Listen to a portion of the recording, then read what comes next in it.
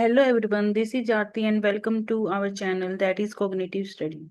और अभी तक अगर आपने हमारे चैनल को लाइक एंड सब्सक्राइब नहीं किया है तो please do like share and subscribe to our channel. So आज हम बात करते हैं हमारे एसएट पीवाईक्यू सीरीज के फोर्थ पार्ट की, जिसमें हम 2021 का क्वेश्चन पेपर सॉल्व करेंगे। 2021 के पीजीटी लेवल 3 का क्वेश्चन पेपर हम जिसमें हम ओनली रीजनिंग सेक्शन का ही सॉल्यूशन करेंगे। और अगर आपको ये हमारी सीरीज पसंद आ रही है तो प्लीज अपने उन सभी फ्रेंड्स को जरूर शेयर कीजिए जो टीचिंग एग्जाम्स की प्रिपरेशन कर रहे हैं। उनको भी बहुत हेल्पफुल उनके लिए भी बहुत हेल्पफुल रहेगी। सो आइए हम स्टार्ट करते हैं। हमारा जो ये आज का पेपर है वो है 2021 इकोनॉमिक्स का पेपर था ये। ठीक है, पीजीटी लेवल का सेट ए है। ठीक है, जिसमें हम ओनली रीजनिंग के सेक्शन को सॉल्व करने जा रहे हैं।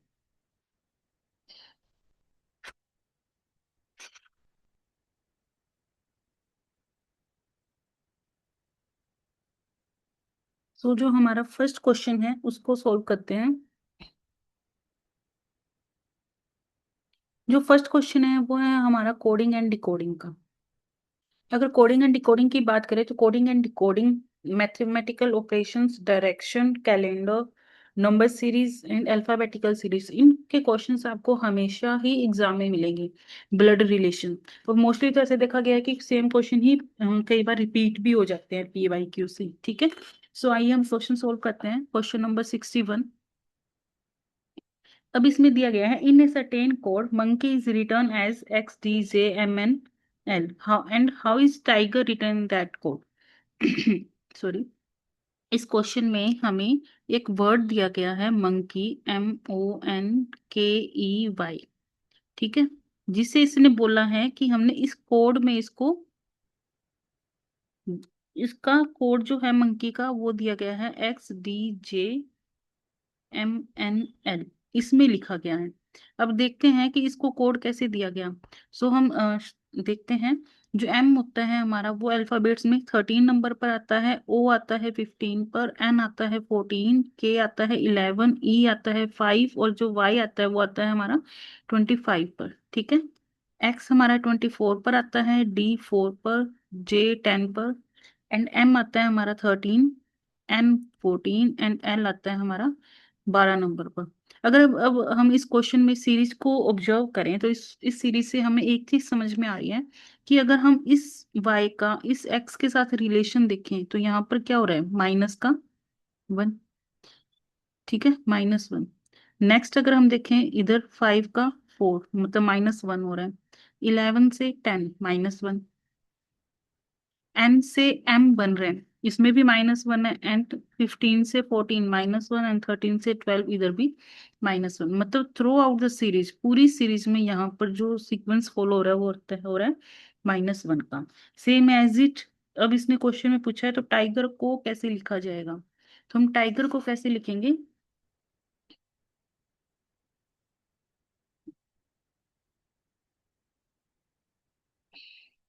अब देखो, TIGENR, टाइगर। जो टी आता है हमारा 20 पर आता है, आई 9 पर आता है, जी 7, ई 5 एंड आर हमारा 18 पर आता है। अब हमने ये देखा था इस सीरीज को पीछे से शुरू किया गया है और हर बार क्या हो रहा है, -1। तो 18 का क्या बनेगा, -1 अगर करेंगे तो 17 बनेगा। 5 का बनेगा 4, 7 का 6, 9 का 8 बनेगा -1 करने पर, एंड 20 से -1 करेंगे तो हमारे यहाँ पर बनेगा 19। अब 17 पे हमारा क्या आता है, 17 पे हमारा आता है क्यू। अगर हम ऑप्शन के अकॉर्डिंग देखें अगर हम ऑप्शन के अकॉर्डिंग देखें तो एक ही ऑप्शन है, तो थर्ड ऑप्शन है जिसमें हमारा क्यू स्टार्टिंग में है। तो हमारा क्वेश्चन यहीं से ही हमारा question option 1, second question, option number first, second and fourth हमारा क्या होता है, एलिमिनेट, एंड ऑप्शन थर्ड हमारा आंसर आ जाता है। फिर भी हम इसको कंप्लीट सॉल्व करते हैं।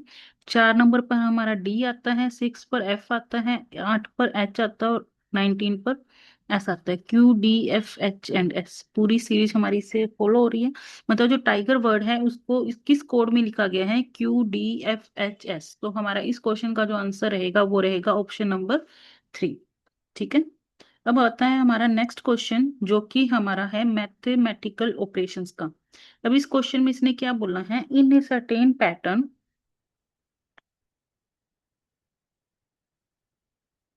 इन ए सर्टेन पैटर्न 9 × 3 = 36।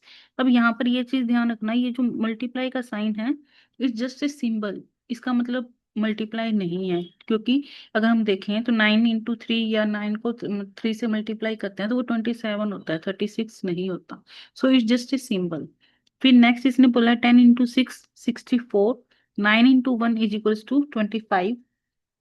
अगर ऐसे होता है then in the same pattern के अकॉर्डिंग जो हमारी हमें वैल्यू दी गई है 23 × 3, इसको कैसे सोल्व किया जाएगा। सो हम इसके पैटर्न को समझते हैं सबसे पहले। तो इसके पैटर्न में क्या गिवन है कि इसको कैसे सोल्व किया गया होगा। अगर हम इसके पैटर्न को समझें तो यहाँ पर क्या कैसे किया होगा, 9 + 3, ठीक है, जो कि हमारा कितना बन गया, 12। 12 को 2 से डिवाइड किया है तो यहाँ पर हमारा कितना आया, 6, और 6 का स्क्वायर किया गया जिससे हमारा यहाँ पर कितना आया, 36। अब देखते हैं नेक्स्ट में फॉलो हो रहा है क्या। अब हमें नेक्स्ट दे रखा है 10 × 6 = 64। तो हम यहाँ पर करते हैं 10 + 6 16, 16/2 8, और 8 का स्क्वायर करेंगे तो यहाँ पर हमारा क्या आता है, 64। मतलब हमारा सब में पैटर्न ये वाला फॉलो हो रहा है। नेक्स्ट में और कर कर देख लेते हैं। नेक्स्ट हमारा क्या है, 9 × 1, ये हमारा क्या होगा, 10। 10 को 2 से डिवाइड करो तो आएगा 5, और 5 का स्क्वायर हमारा कितना होता है, 25। इसका मतलब हमारा ये वाला पैटर्न, सेम पैटर्न तीनों में फॉलो हो रहा है। सो हम क्वेश्चन में जो हमें गिवन है उसका पैटर्न देखते हैं। पहले मैं इसको इरेज कर देती हूँ।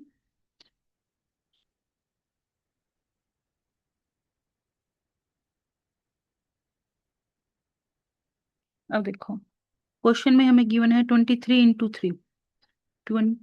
अब इसको अगर हम देखें तो यहाँ पर करके देखते हैं,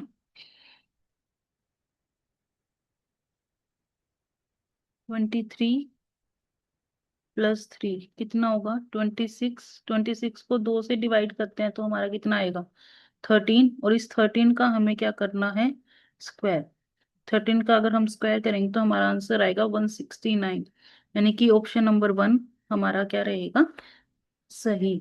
मतलब ऑप्शन जो 1 है वो हमारा क्या रहेगा, करेक्ट ऑप्शन, ठीक है, जो करेक्ट आंसर है। अब हमारा नेक्स्ट जो क्वेश्चन आता है वो आता है कैलेंडर का। जो कैलेंडर का क्वेश्चन है वो बहुत इजी है, ठीक है। अब देखते हैं कैसे इसको सोल्व करते हैं। अब इसने क्वेश्चन में बोला है, यदि 1988 में 15 अगस्त को बुधवार था तो यह 1989 में किस दिन मनाया गया होगा। If the independence day in 1988 वो सेलिब्रेटेड ऑन वेनसडे, अगर बुधवार को सेलिब्रेट किया गया है, on what day it on what day was it celebrated in that year 2020 1989। ठीक है, सो हम सॉल्व करके देखते हैं इस क्वेश्चन को। अब देखो, अब इसने बोला है 15 अगस्त, 15 अगस्त 1988 को क्या था, वेनेसडे, ठीक है, बुधवार था। और अब इसने बोला है कि 1989 में ये दिन कब मनाया जाएगा, यानी कि हमें डेट तो सेम ही है ना, क्योंकि इंडिपेंडेंस डे तो हर साल 15 अगस्त को ही मनाया जाता है। तो 15 अगस्त 1989 को ये दिन कब होगा, इस दिन क्या वार होगा, ठीक है। तो इसको सोल्व करते हैं। अब देखो, जो 15 से 15 है वो तो क्या हो गया, कोमल, कॉमन, यानी कि माइनस हो गया। अगस्त से अगस्त हमारा क्या हो गया, माइनस। अब 1988 ये हमारा क्या है, लीप ईयर। ये हमारा क्या है, नॉन लीप ईयर। अब हम इन दोनों ईयर को माइनस करते हैं। 1988 में से 1989 को माइनस करेंगे तो हमारा क्या आएगा, -1। अब मैंने बोला था कि इन दोनों में से कोई ईयर जो बड़ा होगा और वो लीप ईयर हो तो हमें 1 लेना है। लेकिन यहाँ पर जो बड़ा ईयर है वो क्या है, हमारा नॉर्मल ईयर। तो हमारा यहाँ पर आंसर क्या आएगा, ओनली -1। अब हमें इस -1 को क्या करना है, वेनसडे में से माइनस। तो हम यहाँ पर क्या लिख लेंगे, वेनसडे माइनस करना है क्या, माइनस का 1। अब माइनस माइनस क्या हो जाएगा, प्लस। तो वेनसडे +1। तो यहाँ पर अगर बुधवार में एक दिन और जोड़ें तो वो हमारा क्या बनता है, थर्सडे। तो यहाँ पर हमारा करेक्ट आंसर क्या रहेगा, ऑप्शन 3, गुरुवार, थर्सडे। ठीक है, आई होप आपको ये क्वेश्चन समझ में आ गया होगा। तो जो नेक्स्ट क्वेश्चन है वो है हमारा डायरेक्शन का। अगर हम डायरेक्शन की बात करें तो इसने बोला है विजय वॉक्स 10 किलोमीटर टुवर्ड्स नॉर्थ। जो विजय है वो नॉर्थ की साइड 10 किलोमीटर वॉक करके गया या चलता है फ्रॉम देयर, और वहां जाने के बाद ही वॉक्स 6 किलोमीटर टुवर्ड्स साउथ। उसके बाद वो क्या करता है, वहां से 6 किलोमीटर साउथ की ओर चलता है, दक्षिण दिशा की ओर चलता है। Then he walks 3 kilometre towards east. इसके पश्चात वो 3 किलोमीटर पूर्व दिशा, ईस्ट डायरेक्शन की ओर चलता है। How far and in which direction is he with reference to his starting point. अब वह अपने स्टार्टिंग पॉइंट, आरंभिक बिंदु से कितना किलोमीटर और किस दिशा में। अब इसमें दो क्वेश्चन पूछे गए हैं। हाउ फार अपनी जो प्रारंभिक दिशा है या स्टार्टिंग पॉइंट है वहां से कितनी दूरी पर है, एंड इन विच डायरेक्शन, और कौन सी दिशा डायरेक्शन में है। तो अभी इस क्वेश्चन को सॉल्व करते हैं। अब इस क्वेश्चन में देखो क्या बोला है, विजय वॉक्स 10 किलोमीटर। ठीक है, अब यहाँ हम मानते हैं ये हमारा स्टार्टिंग पॉइंट है, यहाँ से नॉर्थ की तरफ गया और कितने किलोमीटर चला है वो, 10 किलोमीटर। वहां से 6 किलोमीटर वो क्या करता है, दक्षिण की ओर जाता है। अब देखो ये हमारा नॉर्थ होता है, ठीक है, और इधर हमारा नीचे हमारा क्या होता है, साउथ। तो अब वो यहां से जाने के बाद वापस क्या किया, 6 किलोमीटर वापस दक्षिण दिशा की ओर आया। और इसके बाद वो कहाँ गया, इसके बाद वो कहाँ गया, 3 किलोमीटर पूर्व दिशा की ओर। यहां से आने के बाद वो 3 किलोमीटर कहाँ गया, पूर्व दिशा में। ठीक है, अब इसने बोला है कि वह अपने स्टार्टिंग पॉइंट से कितनी दूरी पर और किस दिशा में है। अब जो उसका स्टार्टिंग पॉइंट है वो क्या है, ये। अगर हम स्टार्टिंग पॉइंट से इसका एंडिंग पॉइंट देखें तो ये बनता है। तो हमें इस दिशा का, यहाँ का देखो पूरा टोटल कितना होता है, 10। 10 से वो 6 किलोमीटर क्या दक्षिण की दिशा क्या हो रहा है, तो ये इतना हमारा क्या पोर्शन बचा, 4।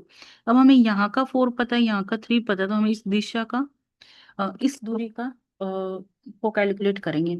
हमने मैथ में एक फॉर्मूला पढ़ा है, दैट इज हाइपोटेनियस की square is equals to base square plus perpendicular का स्क्वायर। ठीक है, अगर हम इसको सॉल्व करें तो हमारा क्या होगा, बी बेस की स्क्वायर प्लस परपेंडिकुलर की स्क्वायर। अब बेस हमारा कितना है, बेस हमारा है 3 की स्क्वायर प्लस परपेंडिकुलर कितना है, 4 की स्क्वायर। ठीक है, तो यहाँ पर हमारा कितना आ जाएगा, 9 प्लस और 4 का कितना बनता है, 26। एंड ये हमारा हो गया √25, जो कि कितना आया, 5 किलोमीटर। अब हमें ये तो पता चल गया कि उसे वो 5 किलोमीटर दूर है अपने स्टार्टिंग पॉइंट से एंडिंग पॉइंट की तरफ। तो हमारा option number third and fourth हमारा क्या हो गया, एलिमिनेट हो गया। अब हमें निकालना है वो स्टार्टिंग पॉइंट से किस दिशा में है। अब किस दिशा में है तो उसका कैसे पता चलेगा। अगर हम देखें तो स्टार्टिंग पॉइंट से एंडिंग पॉइंट ये वाली दिशा जा रहा है वो, है ना। अब इस दिशा का कैसे पता करते हैं, यहाँ पर हमारा क्या आता है, नॉर्थ, यहाँ पर आता है साउथ, यहाँ आता है ईस्ट और यहाँ आता है वेस्ट। अब वो किस दिशा में है, इस दिशा में है। मतलब कौन बीच के पॉइंट से इस दिशा में जा रहे हैं, तो नॉर्थ और ईस्ट, उत्तर और पूर्व दिशा के बीच की जो दिशा है वो हमारी क्या बन गई, उत्तर पूर्व दिशा। तो 5 किलोमीटर उत्तर पूर्व, 5 किलोमीटर नॉर्थ ईस्ट दिशा में वो गया। तो हमारा ऑप्शन नंबर 1 भी क्या हो गया, एलिमिनेट। तो ऑप्शन सेकंड हमारा क्या रहेगा, करेक्ट आंसर है। ठीक है, आई होप आपको यहाँ तक समझ में आ गया होगा। अब जो हमारा नेक्स्ट क्वेश्चन है वो है क्वेश्चन नंबर 65। इरेज कर देती हूँ। क्वेश्चन नंबर जो 65 है वो है हमारा सीटिंग अरेंजमेंट का। सीटिंग अरेंजमेंट का जो टॉपिक है, इन ईयर्स में बहुत ज्यादा ट्रेंड में चल रहा है। ठीक है, क्वेश्चन बहुत इजी होता है लेकिन ये आजकल ट्रेंड में चल रहा है। ये क्वेश्चन आजकल बहुत ज्यादा इस टॉपिक से क्वेश्चंस पूछे गए हैं। अब देखो अब इस क्वेश्चन में क्या गिवन है। इस क्वेश्चन में हमें दिया, there are 5 different houses A to E in a row. एक रो में 5 घर हैं जो कि ए से ई तक हैं। ठीक है, A B C D and E. अब इसने आके बोला है A is to the right of B, जो ए है वो बी के एकदम दाईं ओर है। हम इसे यहां से ऐसे सोल्व करते हैं, इधर लेफ्ट है इधर राइट। जब भी क्वेश्चन में कोई भी ऐसे रो में सीटिंग अरेंजमेंट हो, उसमें हमें डायरेक्शन ना दी हो, तो हम उसे नॉर्थ डायरेक्शन की तरफ मानते हैं कि जो है नॉर्थ डायरेक्शन की तरफ दिशा मतलब फेस कर कर बैठे। तो लेफ्ट एंड राइट। अब इसने बोला है ए बी के दाईं ओर है, बी के दाईं ओर है तो बी इधर और ए इधर आएगा, ठीक है, बी के दाईं ओर। नेक्स्ट इसने बोला है E is to the left of C, जो ई है वो सी के लेफ्ट में, सी के बिल्कुल लेफ्ट बिठा दिया उसको। ई सी जो ई इसने बोला है ई सी के एकदम बाईं ओर है लेकिन ए के दाईं ओर है। तो ए के दाईं ओर है, इसका मतलब ये जो है ई एंड सी, ये कहाँ पर आ गया, ई एंड सी, ई ए के बिल्कुल ए जो है वो ई के बिल्कुल बाईं ओर हो गया। नेक्स्ट इसने बोला है B is to the right of D, जो बी है वो राइट है डी के, तो ये हमारा कैसे बनेगा, D B E A and C. अब हमें क्वेश्चन में पूछा है वो which of the house is exactly in the middle, जो मिडल है वो हमारा क्या होगा, ई। मतलब जो हमारा आंसर रहेगा ऑप्शन नंबर 4, दैट इज ई, जो है वो हाउस बिल्कुल मिडल में रहेगा। सॉरी, हमने यहाँ पर देखा है डी बी ए ई सी, तो जो हमारा आंसर रहेगा वो रहेगा ए, जो ए है वो बिल्कुल मिड में बैठा है, ऑप्शन नंबर 1 ए हमारा जो इसका इस क्वेश्चन का आंसर रहेगा। अब नेक्स्ट क्वेश्चन है वो है हमारा रैंकिंग का। नेक्स्ट क्वेश्चन को सोल्व करते हैं, question number 66।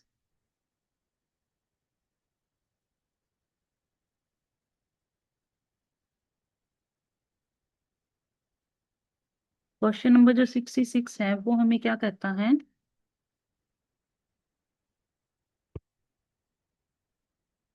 In a row of girls Shilpa is eighth from the left, जो शिल्प एक रो है, एक पंक्ति जिसमें जो शिल्पा है वो बाएं से 8वीं पोजीशन पर बैठी है, and Reena is 17th from the right, right यानी कि दाएं से 17वीं पोजीशन पर बैठी है। If they interchange their position, अगर रीना और शिल्पा आपस में एक दूसरे के साथ इंटरचेंज अपना स्थान बदल दें, तो Shilpa becomes the 14th from the left, जो शिल्पा है वो 14th पोजीशन पर हो जाएगी। How many girls are there in a row, एक पंक्ति में टोटल कितने गर्ल्स। अब इसने टोटल गर्ल्स का पूछा, तो टोटल गर्ल्स का कैसे पता करेंगे, देखो।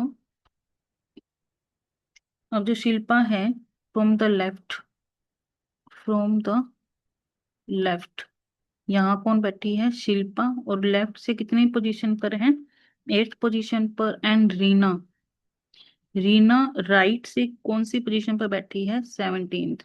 अब इसने बोला है अगर ये दोनों आपस में अपनी पोजीशन चेंज कर ले, तो यहाँ पर हम किसको बिठाएंगे, बिठाएंगे रीना को, और यहाँ हम बिठा देते हैं शिल्पा को।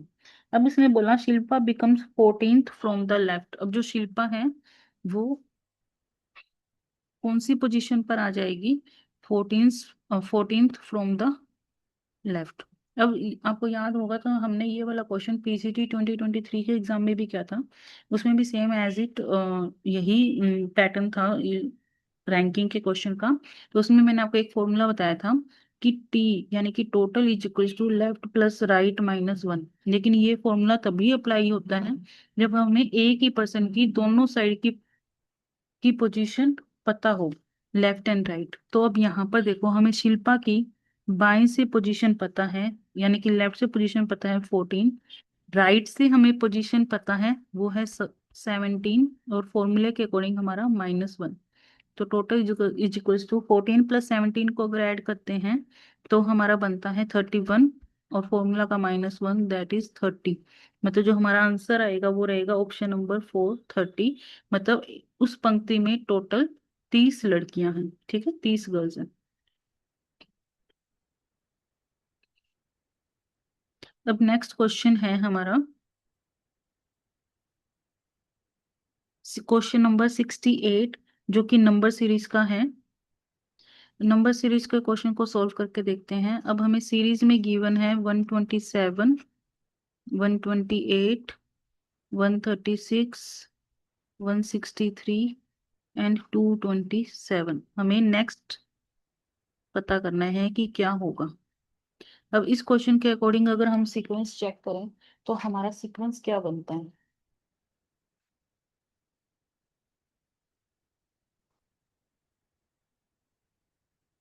देखो 127 एंड 128 के बीच जो डिफरेंस है वो है 1। नेक्स्ट डिफरेंस देखें तो यहाँ पर जो डिफरेंस बनता है हमारा वो बनता है प्लस का 8। ठीक है। नेक्स्ट डिफरेंस हमारा बनता है प्लस के 27, 27। एंड नेक्स्ट जो डिफरेंस 163 एंड 227 के बीच का डिफरेंस हमारा 64। एंड नेक्स्ट हमें पता करना है कि ये सीक्वेंस कैसे बना। अब हमें यहाँ पर देखें तो ये जो है 8 वो हमारा क्या बन रहा है, 2 का क्यूब। 27 हमारा बन रहा है 3 का क्यूब। 64 हमारा बन रहा है 4 का क्यूब। ये हम 1 को मान सकते हैं 1 का क्यूब, क्योंकि 1 का क्यूब भी क्या होता है, 1 के इक्वल होता है। अब ये सीक्वेंस फॉलो हो रहा है 1 का क्यूब, 2 का क्यूब, 3 का क्यूब, 4 का क्यूब। तो नेक्स्ट हम क्या कर सकते हैं, 5 का क्यूब। तो अब यहाँ पर देखो अगर 5 का क्यूब हो तो यहाँ कितना ऐड होगा, प्लस का 125। और ये 125 किस में ऐड होगा, 227 में।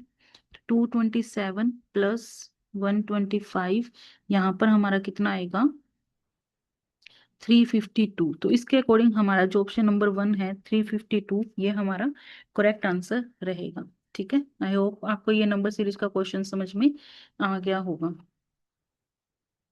नेक्स्ट क्वेश्चन है हमारा मैथमेटिकल ऑपरेशन से। अब देखो सेम ही एक ही पेपर में मैथमेटिकल ऑपरेशन से भी दो क्वेश्चन हमें गिवन है। ठीक है। अब इस क्वेश्चन को कैसे करते हैं वो सोल्व करके देखते हैं। अब इसने बोला है इफ ए मीन्स प्लस, ठीक है, B means minus, C means divide and D means multiply, then what will be the simplified value of. अब हमें एक क्वेश्चन गिवन है जिसमें हमें बता रखा है कि ए का मतलब क्या है, प्लस है या माइनस है। ठीक है। सेम एज इट हमें डी का, सी का और बी का सबकी हमें वैल्यू गिवन है। तो अब इस क्वेश्चन को कैसे सोल्व करना है वो देखते हैं। इन क्वेश्चंस में हमेशा क्या होता है, बोर्डमास का रूल अप्लाई होता है। अब इस क्वेश्चन को सोल्व करते हैं। अब यहाँ देखो 18 ए, 12 सी, 6 डी, 2 बी एंड 5। अब इसने बोला है ए का मतलब क्या होता है, प्लस। तो हम यहाँ पर ए की जगह क्या लगा देंगे, +12। सी का मतलब इसने बोला है डिवाइड 6। डी का इसने बोला है ×2। और बी का इस अर्थ इसने बोला है माइनस यानी कि 5। अब अकॉर्डिंग टू हम यहाँ पर क्या करेंगे, बोर्ड मास का रूल अप्लाई करेंगे। बोर्ड मास का रूल का मतलब क्या होता है कि हम सबसे पहले डिवाइड को सॉल्व करेंगे, फिर मल्टीप्लीकेशन को, फिर एडिशन को एंड फिर सब्सट्रैक्शन को। तब यहाँ पर देखते हैं सबसे पहले डिवीजन को, तो 18 + 12 एंड 6 को सोल्व करते हैं तो यहाँ पर हमारा कितना आएगा, 2 × 2 - 5। अब हम इस मल्टीप्लाई को सोल्व करते हैं तो यहाँ पर कितना आएगा, 2 × 2 यानी कि 4 - 5। अब हम एडिशन करते हैं 22 - 5, तो हमारा यहाँ पर आंसर कितना आया, 17। ठीक है। जो कि हमारा ऑप्शन नंबर 4 होगा। ये हमारा क्या रहेगा, करेक्ट आंसर। नेक्स्ट क्वेश्चन है हमारा क्वेश्चन नंबर 70। अब इस क्वेश्चन के अकॉर्डिंग अगर हम देखें तो ये हमें रिपीटिटिव सीरीज है कि मतलब इसमें नेक्स्ट सीरीज में क्या आएगा, जो डैश गिवन है इसमें हमारे क्या क्या वर्ड्स आएंगे। अगर हम इस क्वेश्चन को डीपली देखें तो यहाँ पर हमें क्या हो रहा है, डिवीजन मिल रहा है। ए, यहाँ पर अगर हम बी सी डी लिखें तो यहाँ पर ए क्या हो रहा है, 2 बार रिपीट हो रहा है, तो बी भी 2 बार रिपीट होगा और डी भी 2 बार रिपोर्ट रिपीट होगा। नेक्स्ट हम देखें तो ए 3 बार रिपीट हो रहा है क्योंकि यहाँ पर बी 3 बार रिपीट हो रहा है, तो सी डी भी 3 बार रिपीट हो रहा था, हमने यहाँ पे सी भी क्या कर दिया, 3 बार रिपीट। अब इसके अकॉर्डिंग हमारा आंसर क्या बन रहा है, B, B, D, A and C, जो कि हमारा ऑप्शन नंबर 4 है। ठीक है। तो ये हमारा ऑप्शन नंबर 4 रिपीटिटिव सीरीज का आंसर। रिपीटिटिव सीरीज भी एग्जाम में बहुत बार पूछी जाती हैं।